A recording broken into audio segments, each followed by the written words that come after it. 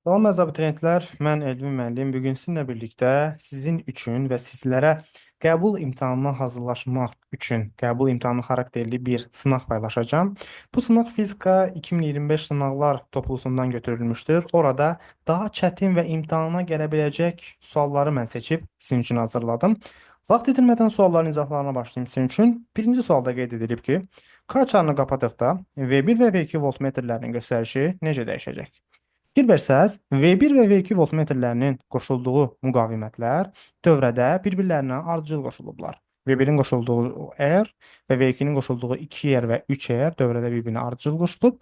Yəni bu nə deməkdir? Dövrədən keçən, yəni R-in üzərindən keçən cəryan şiddəti həmçinin 2R və 3R-in üzərindən keçir. Dövrədəki cəryan şiddətləri bərabərdir. Okay. K çarının açıq olduğu hala baxanda belə olduqda bütün müqavimətlərdən cəryan şiddəti keçəcək. Və əgər buradan keçən cəryan şiddətləri bir-birinə bərabərdirsə, onda cəryan şiddətinin formulu üçün, yəni I bərabər U böl R formulunu hər iki sistemə tətbiq eləsək, yəni ki, birinci R müqavimətindən keçən cəryan şiddətinə baxsaq, yəni bura I1 demişəm, bu olacaq V1 bölünsün R bərabərdir. İkinci hissədəki cəryan şiddəti isə həm 2R-dən, həm 3R-dən keçir. Yəni buradakı cəryan şiddəti bərabər olacaq. Buradakı gərginlik, V2 gərginlik bölünsün.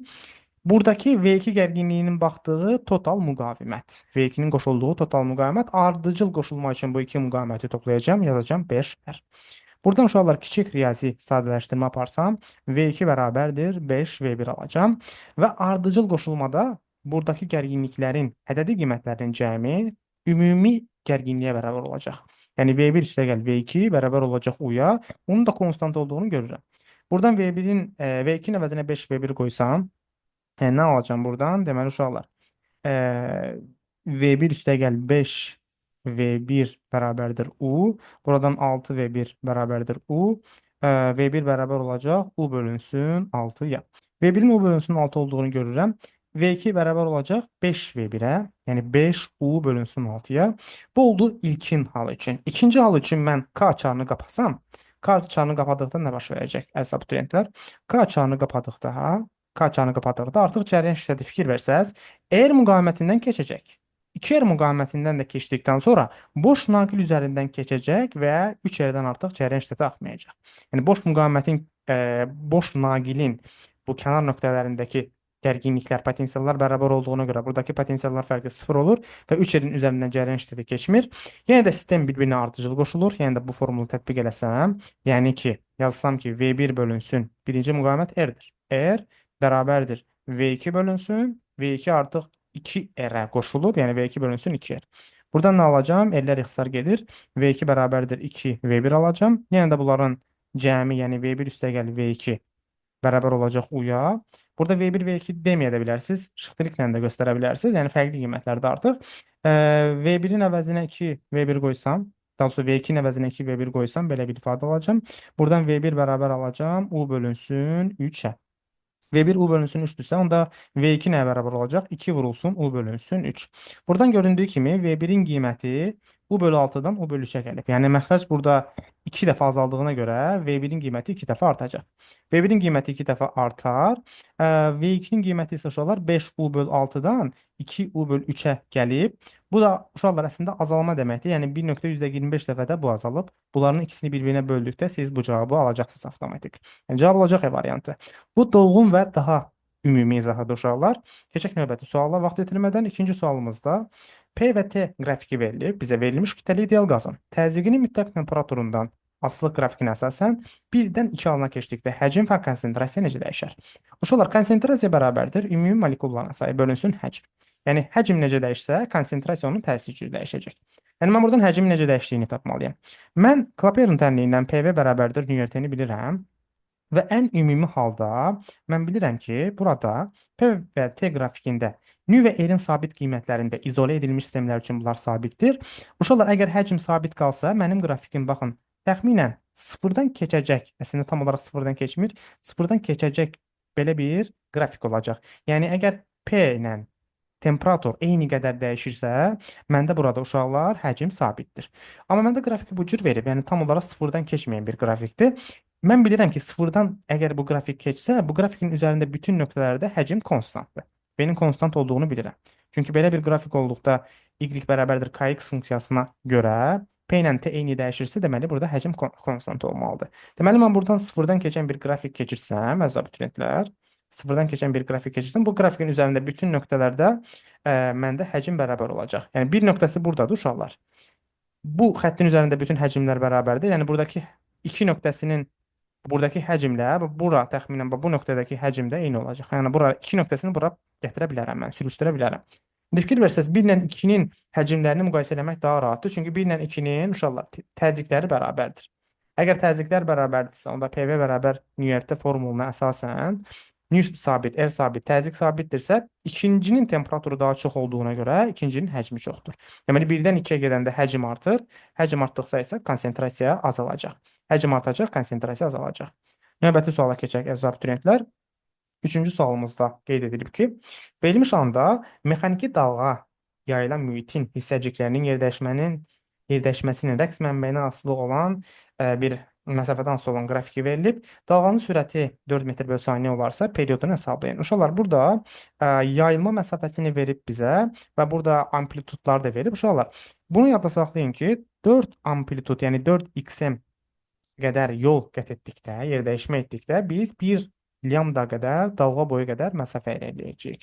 Yəni dalğa, daha doğrusu mexaniki dalğa bu qədər mühitdə yayılacaq. İndi burada mən 4xm qədər olan məsafəni bilmək istəsəm, yəni birinci xm, birinci parça, ikinci xm, üçüncü xm, bu da dördüncü xm. Fikir verin, 4xm getdikdə, yəni x oxunda 4xm qədər getdikdə mən r qədər, yəni dalğanın yolu qədər 2 metr məsafə getmişəm. Faiddə burada metr verilib. Deməli, dalğa uzunluğu 2 metrdir. Dalğa uzunluğunun periodla olan formulu lambda bərabər v vurulsun t-dir. Dalğa uzunluğu 2 metr, sürət 4, vurulsun period uşaqlar. Period buradan 0,5 saniyə çıxacaq. Bucaq sürəti və tezliyi də buradan ala bilərsiniz. Bu oldu üçüncü sual. Dördüncü suala baxaq. Dördüncü sualda sıxlığı suyun sıxlığından böyük olan cisim ipdən asılaraq suya daxil edilmişdir. İp kəsildikdən sonra cisim necə hərəkət edir? Burada biz təcilin və sürətin müvafiq düsturlarını yazmalıyıq və müqavimət qüvvəsini nəzərə almayacağam. Uşaqlar, normalda baxaq bu cismə hansı qüvvələr təsir eləyir? Normalda aşağı doğru mc ağırlıq qüvvəsi təsir eləyəcək. Suda olan kütlə mərkəzindən yuxarıya doğru F arximet qüvvəsi təsir eləyəcək və ipin, fikir verin, cismə bağlandığı nöqtədən asılan nöqtəyə doğru, yuxarıya doğru T gərilmə qüvvəsi var. Mən ipi kəsdikdən sonra gərilmə qüvvəsi olmayacaq və cismin sıxlığı çox olduğundan bu top başlayacaq aşağı doğru hərəkət etməyə. Bu cisim aşağı doğru hərəkət edəcək uşaqlar. Deməli, aşağı doğru hərəkət edirsə, mc-si aşağıdır, arximet qüvvəsi yuxarıdır. Əvəzləci qüvvəni necə taparam mən? Böyük qüvvədən kiçik qüvvəni çıxacağam, yəni mc-dən F arximeti çıxacağam və bərabər eləyəcəm EM-A-ya. Belə bir formul yazdım əvəzləci qüvvəyə. Deməli, uşaqlar, aşağı hərəkət zamanı cismin kütləsi sabitdir, konstantdır. F arximet qüvvəsini açsam Roma-E, V batan vurulsun J. Göründüyü kimi cismin bütün həcmi batıb, yəni V batan sabitdir. Maya sıxlığı da sabitdir, J də sabitdir. Fikir versəz, ifadənin sol tərəfi tamamilə sabit gəmiyyətlərdən ibarətdir. Kütlə də sabit qalır. Deməli, buradakı təcil nə olacaq uşaqlar? Sabit olacaq. Deməli, bu bərabər təcillə düşür. Bərabər təcillə yeyinləşən hərəkət eləyəcək. Səbəb, çünki bu başlanğıcda sükunətdədir. Başlanğıc sürəti sıfıra bərabərdir.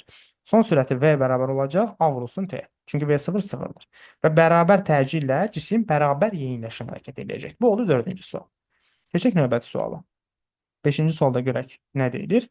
M1 1 kiloqram və M2 kütləli cisimlər linkdən asılmışdır. İpin gərilmə qüvvəsi 120 Newton olarsa, ikinci cismin kütləsini hesablayın. Uşaqlar, çubuğun, yəni linqin özünün kütləsini mənə verməyib, amma tutaq ki, linqin kütləsini nəzərə alsaydım, uşaqlar, dayaq nöqtəsi buradadır, düzdür? Link 6 bölgüdən ibarətdir. Kütlə mərkəzi 3-cü bölgəyə düşəcək. Yəni 3-cü bölgüdən aşağıya doğru linqin mc ağırlıq qüvvəsi olsun tutaq ki, mən bu dayağa görə moment götürməliyəm burada. Dayağa görə moment götürdükdə uşaqlar, mc ağırlıq qüvvəsi dayaqdan keçdiyi üçün, mc-nin uzantısı dayaqdan keçdiyi üçün mc-nin momenti olmayacaq. Yəni işimi rahatlaşdırır bu.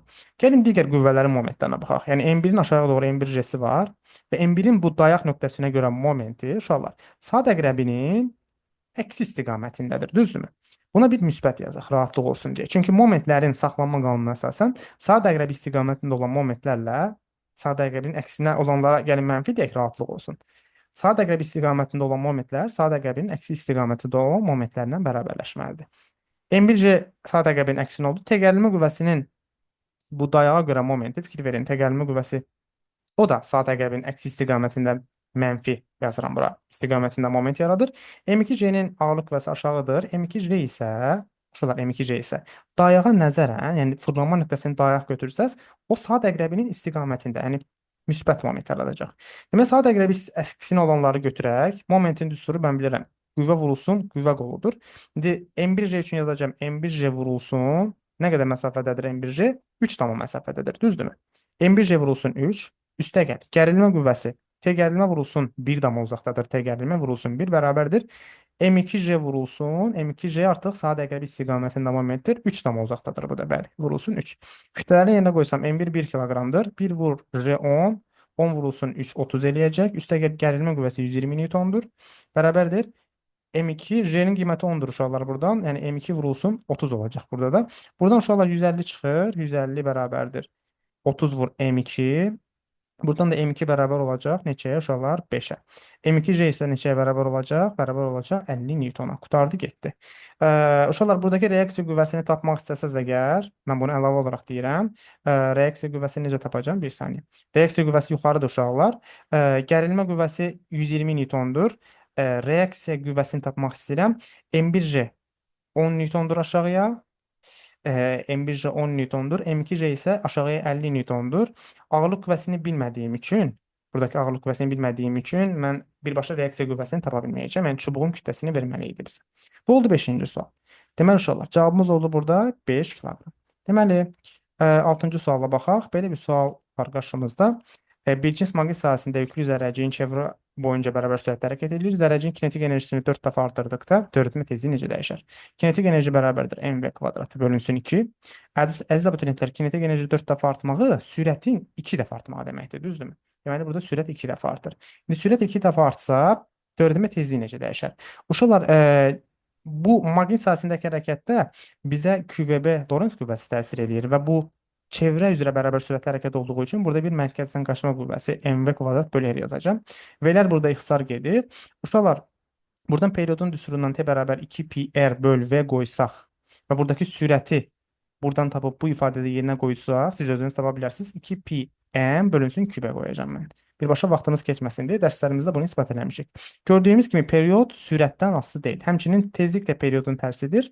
Tezlik də sürətdən asılı olmayacaq. Yəni sürət dəyişsə burada kinetikin hesabına period və tezlik dəyişməz. Bu oldu 6-cı sual. 7-ci sual. Dəyişən cəryan dövrəsinə qoşulmuş sarğacdakı. Baxın, sarğacdan gedir burada söhbət. Cəryan şiddətinin amplitud qiymətinin rəqslərin perioduna asılı qrafikini çəkin deyir. Sarğacda cəryan şiddətinin maksimal qiyməti bərabərdir. Gərginliyin maksimal qiyməti bölünsün. Bizdə sarğac dedikdə induktivlik nəzərdə tutulur. Burada induktiv müqavimətə böləcəm. Bölünsün XL. XL-in qiyməti nədir uşaqlar? XL bərabərdir omega S. XL, daha doğrusu uşaqlar, omega L olur. Omega L. XL omega L olduğuna görə buradan yazacağım UM bölünsün omega L və bu da bərabər olacaq UM bölünsün. Omega əvəzinə yazaram 2 pi bölünsün period.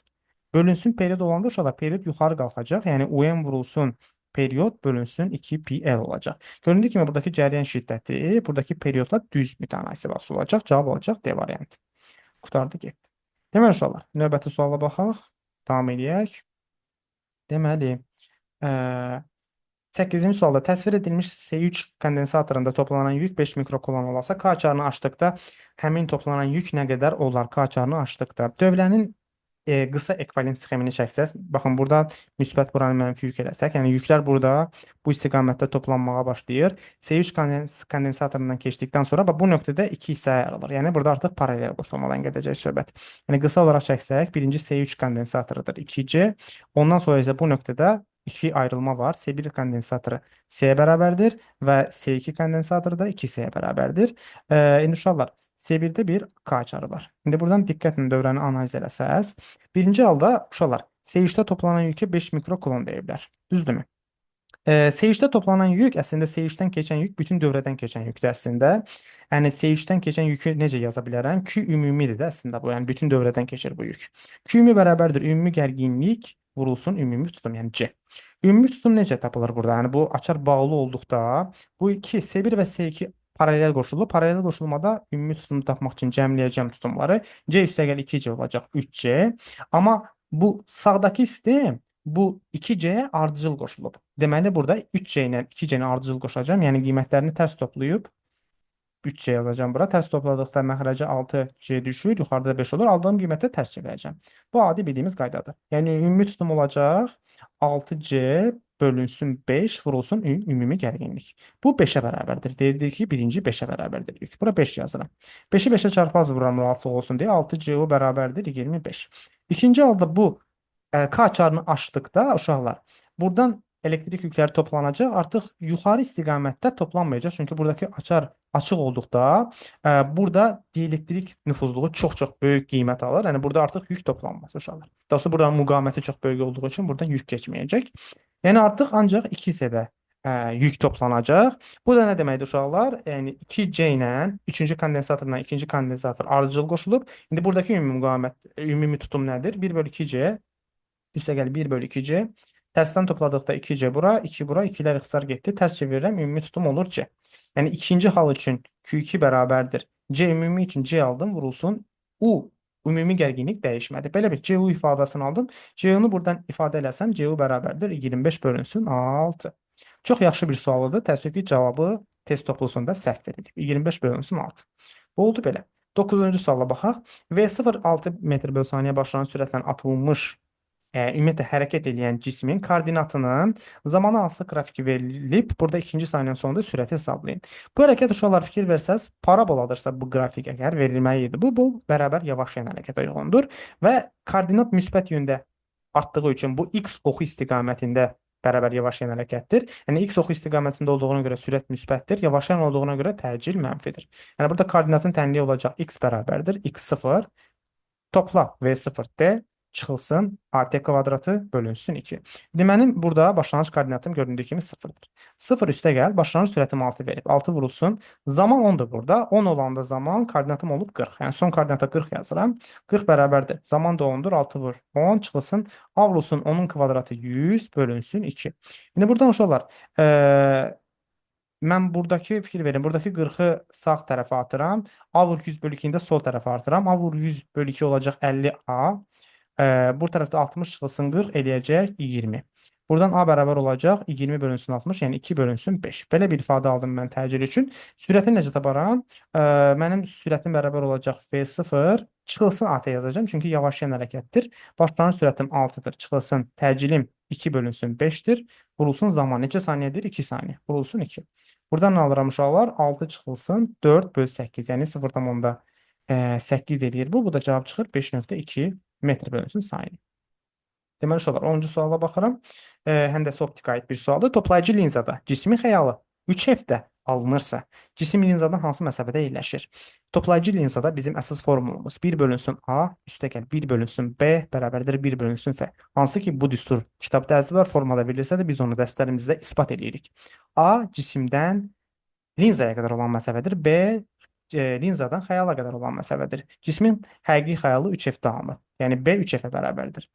1 böl A üstəgəl 1 böl 3F bərabərdir 1 böl F. Aldın mı belə?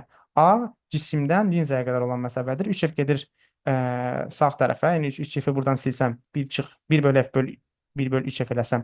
Boşluq məxrəci 3 götürsəm burada 3 atıram. 3-dən 1 çıxıram 2. 2 bölünsün 3F.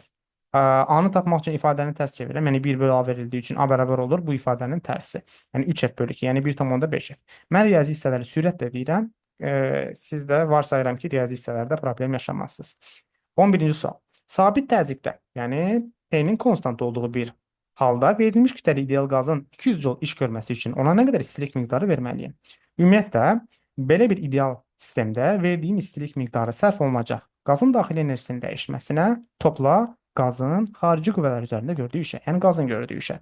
Mənim burada təzyiqim sabitdirsə, onda mən qazın gördüyü işi P delta V ilə, daxili enerjinin dəyişməsini isə 3 böl 2 P delta V ilə ifadə edə bilərəm. İndi məndə burada ideal qazın 200 jol iş görməsini edir. Yəni P delta V məndə burada 200-ə bərabərdir.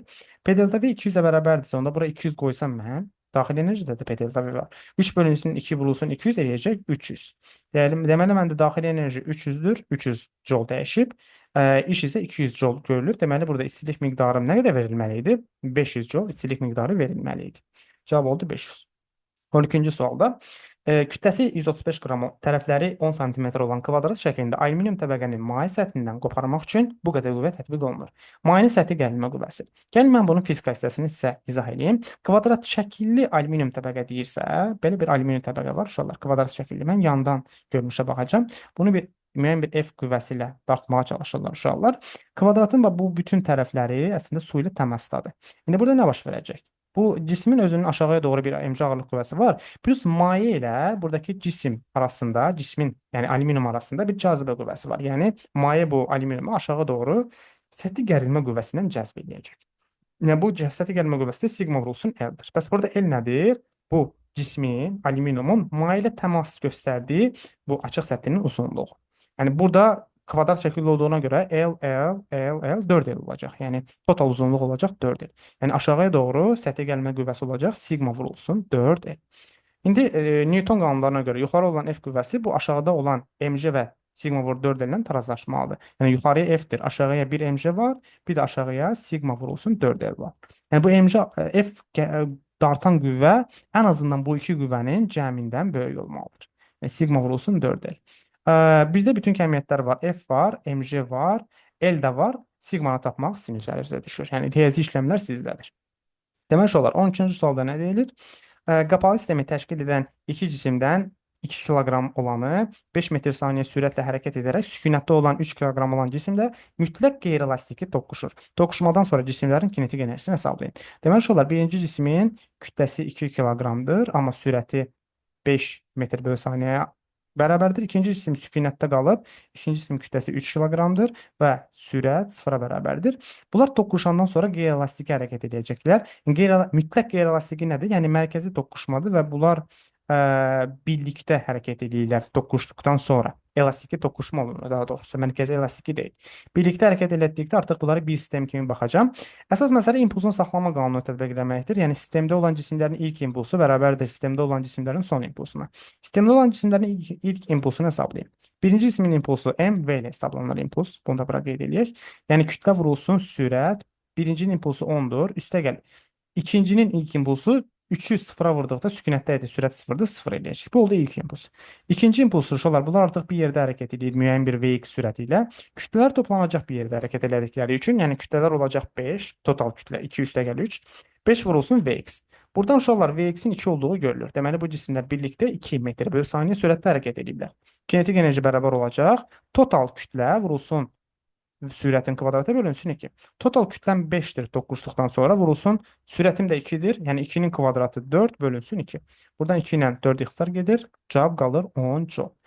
Uşaqlar 10 joule bunların sonradan birlikdə hərəkətinin enerjisidir. Bunların əvvəlki enerjisini tapsaz əgər, birinci cismin sürətinin 0 olduğundan enerjisi yoxdur. İkinci cismin enerjisi isə kütlə vurulsun sürətin kvadratı bölünsün 2 olacaq. Buradan ilk enerji 25 joule. Fikir verin, enerji 25 joule-dan 10 joule düşüb. Deməli burada 15 joule cisimlərin qızmasına sərf olunan bir istilik enerjisidir. Bu oldu 13. 14-cü suala baxaq. Üfüqi səthə paralel istiqamətdə təsir edən M1 kütləli cismə müəyyən bir qüvvə 2 metr bölü saniyə kvadrat təcil edir. Müəyyən bir qüvvə var uşaqlar. F qüvvəsi var, kütlə də məlumdur. Burada sürtünmə qüvvəsi də var yeri gəlmiş uşaqlar. Deməli M1 kütləli cismin arxaya doğru sürtünmə qüvvəsi də var, müəyyən bir J. O sürtünmə qüvvəsinin olduğunu altdan da oxumaq olur. Cismin üzərinə M2 kütləli cisim qoyduqda sistem bərabər sürətli gedirsə, deməli müəyyən bir qüvvənin hesabına bərabər sürətli gedirsə, deməli bu sistemdə əvvəlcədən sürtünmə olub. Sadəcə birinci sistemdə sürtünmə az olub. İndi F qüvvəsindən dartıram, qüvvə tənliyini yazsam, qüvvə dartı qüvvəsi və sürtünmə qüvvəsi buradadır. Yazacağam əks istiqamətdə qüvvələr üçün əvəzləyici qüvvə olacaq. F çıxılsın mu M1J bərabər olacaq M1A-ya. Yəni əvəzləyici qüvvəyə. F-i bilmirəm. Mu-nin qiyməti 0.2-dir. Baxın 0.2-ni J-yə, yəni ona vurduqda eləyəcək 2. Yazacağım 2M1. Bərabərdir. M1-in özünü də 2 verib mənə burada. Veribmi? Verməyib. Yox, M1-i bilmirəm. Amma təcili 2 verib. Yəni 2 vurulsun M1 olacaq. 2M1. F-i buradan necə tapacağam mən? F bərabər olacaq 4M1-ə. Riyazi olaraq belə bərabərdir uşaqlar. İkinci halda yenə F qüvvəsindən dartıram. Amma ikinci halda bu M1-in üzərinə bir dənə də M2-ni qoyublar uşaqlar. M2-ni qoyublar. Deməli bunların totalda arxaya doğru olan sürtünmə qüvvəsi olacaq. Mu vurulsun M1 üstəgəl M2J.